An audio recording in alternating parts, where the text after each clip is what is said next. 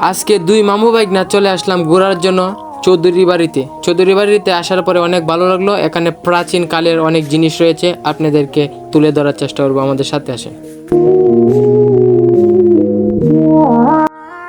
এখানে রয়েছে ব্রাক প্রাথমিক বিদ্যালয়, সরকার অনুমোদিত।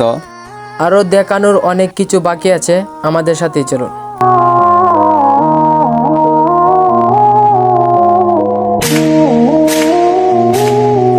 এখানে রয়েছে প্রায় 10 বছর যাবৎ এই মসজিদ প্রতিষ্ঠিত হয়েছে।